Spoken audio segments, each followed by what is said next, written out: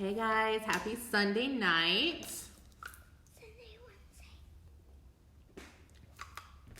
I told y'all I would go live and share everything that we learned at the marriage retreat. So this is going to be session 1, part 1, whatever you want to call it.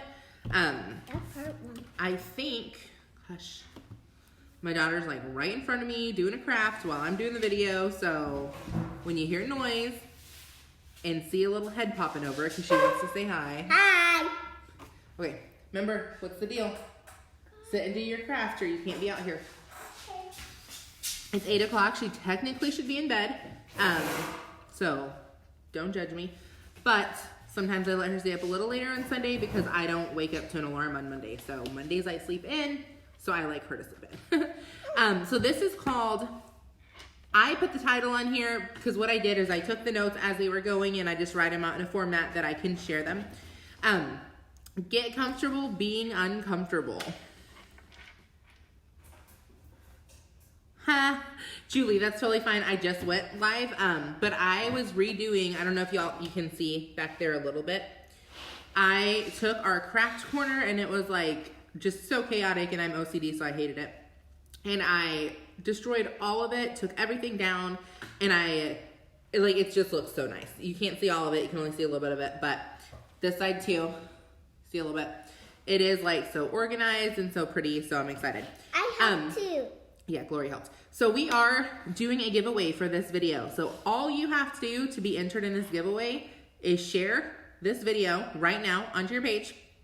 The only people that are in the giveaway are the people that share this video. So this is not one of our bigger giveaways, meaning you have a lot bigger chance of winning. So share this video and then comment below that you shared. Everyone that shares in comments gets entered. The winner will be announced in 24 hours. Like literally, it's gonna be that simple. Okay, so this was the introduction to the marriage seminar. It was really, really good. It was the whole seminar was just very eye-opening. But this one specifically is talking about living a life of faith and how that involves your entire family.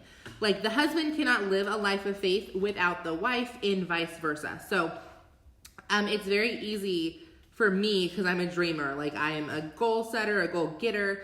It's very easy for me to kind of like leave and run off and kind of like leave my husband in the dust, and marriages don't work like that.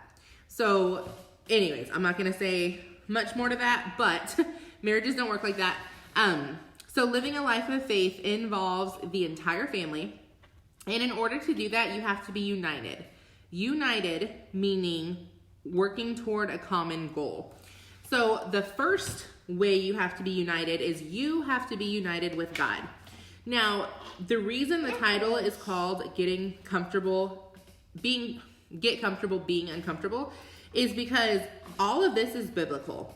And a lot of times what the Bible says is not comfortable. It's not easy. It's not something we necessarily like doing. There are things that he talks about from a biblical perspective over the weekend. What, for example, was biblical discipline, and that includes spanking, and how spanking can very easily turn into abuse and kind of the difference. He talked about how and when to talk to your kids about sex. Again, not a comfortable topic for any of us parents. Like if you enjoy talking to your kids about sex, probably you're the oddball out. If that's like an awkward subject to even think about talking to your kids, drop me down a 2 in the comments. For me, definitely. Like I am not comfortable talking to my daughter about that. And like again, we'll go into that a little bit later. And then, that dirty word of submission. Like how many women like to hear that they're supposed to be submitted to their husbands? Not me, if I'm being honest. But he did a really good job explaining, like, we have no issues submitting ourselves to our husbands if we know that our husbands have our best interest in mind also, not just their own, and if they're submitted to God. So he just put a lot of things in really good perspective, to be honest. Now, like I said, this one is like the introduction. So being united with God. And the first thing is you choosing, there's 3 points to this, to being united. or just kidding, there's 2 points and like 3 subpoints. The first point is you being united with God, and then there's 2 subpoints under that. It's choosing to put him first, which sounds very easy, but it's easier said than done. Not me. Not me. So if you want a good marriage, if you want a good home life, if you want a good kids, if you want to do well at your job, like literally putting God first is the first step. And that's something that I think people look at as like, it's just something that's way too simple of like, okay, what does that mean? What does it look like? And then a lot of people will say, well, you don't know my husband. You don't know how bad my husband is, or vice versa. But I know most of the people I'm talking to are women. And to that, all I can say is you don't know my God. You do not know how big God is if you do not think that he can change your husband. But the point that the preacher was making on this is it's your job first to get aligned and united with God, not to nag your husband and then kind of let him follow suit. And yeah, so that's pretty much all of point 1. I'm like, this is not a super, super long video at all, but I feel like it's just very practical. And like I said, a lot of people just don't like what the Bible says. A lot of people, they take the parts of the Bible that they like, they take out the other parts and they put in the world's philosophies. That's why we have so many mommy Facebook groups that are all giving each other opinions when they should be going to the Bible. Or going to somebody that they know that raised their kids in the Bible and already raised them. Like, been there, done that, their kids are productive citizens and, you know, all that good stuff. But instead we go to each other because we want to feel good. We don't want to be told, you know, the Bible says that you could be doing a better job in this area. We want to be told, oh, you're doing great, Mom. You know what? You are just doing it and you are doing the best that you possibly can. And, you know, don't worry about what other people say. They're just judging you. Like, that is what we like to do. When in reality, if we held ourselves to the Bible, to the standard that the Bible has for us, we wouldn't be sitting and telling each other how great we're doing when our kids are running around telling us no and running circles around us. So the first thing is putting him first, and the second thing is following God when you do not see him. Thank you for sharing. Like I said, this is going to be a 24-hour contest. We are doing a giveaway only on this video. All you have to do to enter is share this video. So once you share it, drop down that you shared, and then you'll go in the entry, you'll go into the drawing, and the winner will be announced tomorrow. So 24 hours, you have a really high chance of winning because the only people in the drawing are people that share this video. So following God when you don't see him. He talked about following what's true, not what is emotional. And this kind of made me chuckle because I cannot tell you how many times I have said to myself, I don't feel like my husband loves me today, but I know that he loves me. Have you guys ever done that? Like, drop me down a 3 if you've ever felt something that you know is untrue. For example, Untrue. For example, my husband works a lot. He is working like 70, 75 hours a week right now, but he's working by choice. Meaning he doesn't have to work that many hours a week, but he's working up to try to be a Helper. plant, I don't know, Helper? supervisor. Glory, you've got to hush your gun on side. That's your last warning. Understand? Do you understand? Yes. Yes. Okay. So he works a lot, like a lot. So if he works 6 days a week and on day 7, he comes home and all he wants to do is lay and watch TV and doesn't want me to talk to him, you know, doesn't help around the house, doesn't do anything. Doing that often enough, I'm not going to feel very loved. Now, does that mean that he does not love me? No. It just means that emotionally, that's what I'm feeling. But we need to follow God, meaning we need to base our decisions off of what's true, not what we feel. I saw this on Facebook a couple of days ago, and I really loved it. It said, think before you speak. Or I'm just kidding. Think before you act. Think twice before you speak. And think 3 times before you post it on Facebook. It kind of made me chuckle because so many times I see people post stuff and I'm like, what the heck were you thinking? Like, why would you post that? But it kind of made me laugh. So to that, I would ask, what reigns in your life? Like, what takes priority in your life? Because we can say certain things are priority, but actions speak louder than words. If I am saying that my daughter is my priority, but I'm sticking her in front of a television for 5, 6, 7 hours a day so I can be on my phone doing my own thing, she's not my priority. Now, a lot of you guys are in this business with me. We advertise on social media. We get paid to stay home with our kids. But it's very easy to put that in kind of like, I don't want to say money hungry because that's not a good thing, but lose sight of why we started in the first place, which is our family, because we want to move faster. So I've seen this happen more often than not, not more often than not, but more often than I care to say, where they join this for their kids. Before you know it, that TV is babysitting their kids because they want to be in their business 24/7. So their priority shifted from family to business. Same thing, I can say that my husband is my priority, but if all I want to do is run around with my friends, go shopping, even like good things, like maybe I want to go help at the church all the time. Maybe I'm always helping somebody from the church. So I never have time for my husband. My house is never clean. My husband is not my priority at that point. The church is. The church and God are not the same thing. Your family should be above the church when it comes to your priorities. Biblically speaking.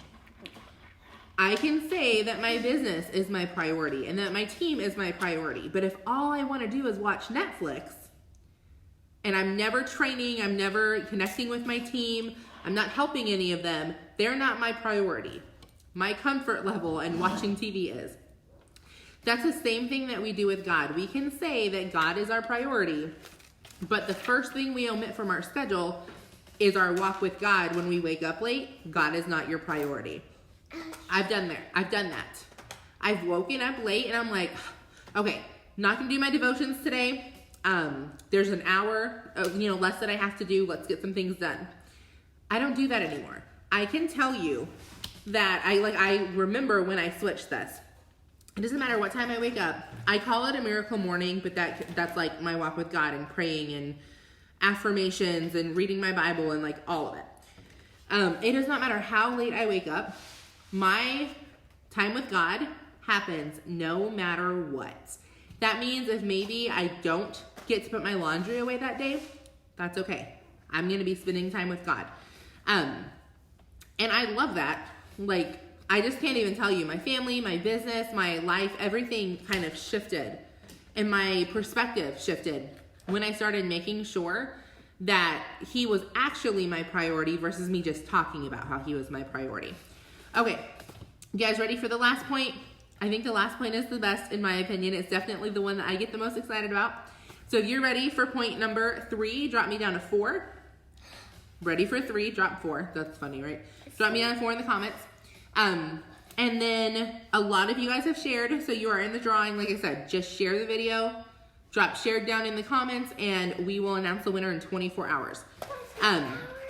The last point, so we talked about being united. Being united with God was the first point, and then subpoints under that were, I don't remember. I definitely should have more coffee right now. Choosing God first and following God when you don't see him. And then point number 2, is being united with your husband. And that's kind of what I talked about in the beginning about like running off and leaving your husband. So that for us resonates more in this business than anything else because I work from home, I work this business, and I'm working up to a point to where he won't have to work at all if he doesn't want to. But when I started this, I'll be honest, I really just wanted to like bring him home and I didn't ask him. I just assumed like, why would you not want to be home full time? And then when I finally had a conversation with him, guess what? He has no interest in being a stay-at-home dad. He likes his job. He sees himself as a career in that job. And so that's something that we had to unite in our common goal for what this business was going to be. One of our united goals was financial freedom. Now, financial freedom looked different for him than it does for me. But I can tell you our big goal was to have $10,000 in the bank, and that's something that we agreed on. I'll be honest, he wanted a little bit more. I wanted to spend a little bit more. So we came to a common goal because that's what marriage is. It's a little bit of give and a little bit of take. I can tell you when we hit the goal the first time, we were both real excited because we had both worked toward it. Like we had worked our butts off to get to $10,000. And then we set a new goal. And then we had a lot of unexpected finances or unexpected financial strains come up. We had an unexpected move. No joke, in a 30-day period, we put like over $3,000 into our car. You know what? I was very happy that we had set that goal and we had that money in the bank, or it would have been a much more stressful time. Now, was it fun seeing our bank account go like real fast? Not at all. But it wasn't like, oh no, what bill are we not going to pay this month? Because we had worked toward the goal. One of Brett's goals, like I said, both of our goals was financial freedom. But Brett's goal was mainly like the number in the bank account. And then he wants to be able to fund like a homeless center. I don't know exactly what that looks like yet. I don't think he knows exactly either, but he just feels a burden for like a homeless ministry. For me, the financial freedom meant that I had freedom with my time. Like that was really my big goal. I wanted to be able to stay home with my daughter and get paid for it and be able to like be a stay-at-home mom, but not have to worry about money. So we had two different goals. His was a number in the bank account. Mine was time, but still getting paid. And then, so together, our goal was financial freedom. And it still is, by the way. Like, I don't know. I guess if you have like $100,000 in the bank or more, I guess you could look at it like, oh, like I'm set. Or not even 100,000, like $1 million, I guess. No. All right, go inside for a few minutes. Now, that was your only warning. But you know, we're always working toward that. So make sure that this doesn't fall off as she's walking inside. Okay, so, but living by those biblical principles and being united together in a common goal, we each had our own goal and then they came together. Does that make sense? Like, you have to be united with your husband. It does not mean that you can't have separate lives. Like, there's going to be a time, my husband and I have already talked about it, because he does want to keep working his job. He wants to end up running his own plant or store. I don't know. I think it's a plant. And he, you know, that's what he wants to do. I want to be able to travel and see family and see friends. So there's going to be a time, and like with Glory homeschooling, I want to be able to take her around the country.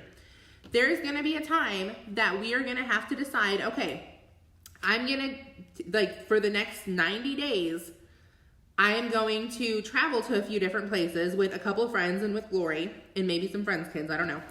And my husband's going to stay here.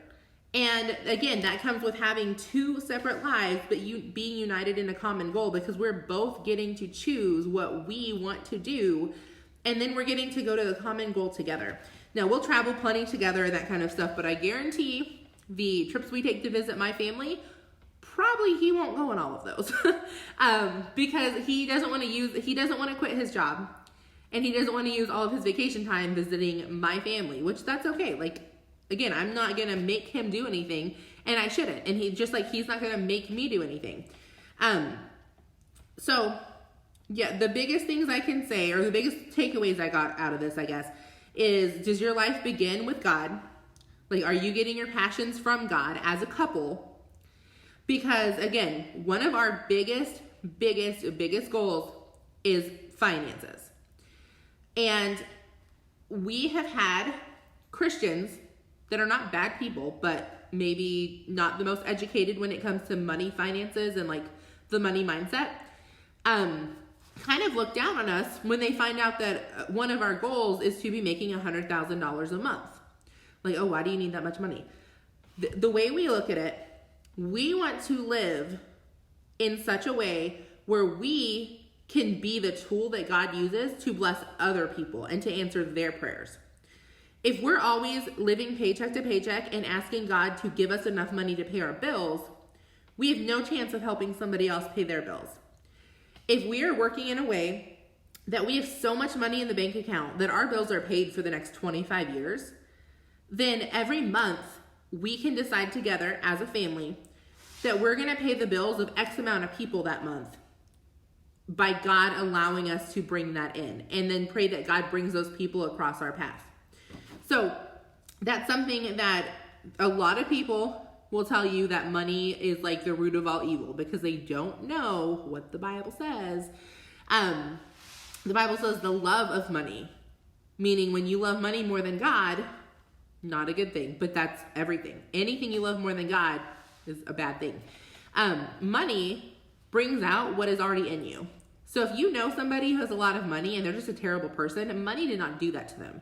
They were terrible already. All money did was magnify that. If you know somebody who has a lot of money and they give so much money to charity, it's not because they have money that they're a good person. They were already a good person. Money magnified that. So, like I said, this wasn't a money sermon. This was a marriage sermon. But when it talks about being united in a common goal, finances usually play a big part in that. And so that's something that just Brett and I felt like definitely spoke to us, because we could work like we could work exactly what we're doing now without God, and I guarantee he would not be blessing our business like he is. The only reason that our business is doing so well and we help so many people make so much money every single month is because we make sure that God is the first person in our business. We make sure that he gets all the credit for our business. Yes, we're the ones that are working, but I can talk to 100 people about making extra money, or 100 people about trying some of our products. And if I'm doing it in my own will, they can all say no. But if God is blessing that effort, then my closing average, I guess would be the best term, is going to be through the roof because I'm bringing him into my business. Like, he's the one running my business. I'm just working for him. So that is it. Like I said, I will announce a winner in 24 hours. Do make sure you share this video. If you're watching this on YouTube, make sure that you are subscribed. Everyone, if you're watching it on YouTube, everyone that subscribes in the next 24 hours will go into the drawing. So I hope you guys have an awesome rest of your Sunday.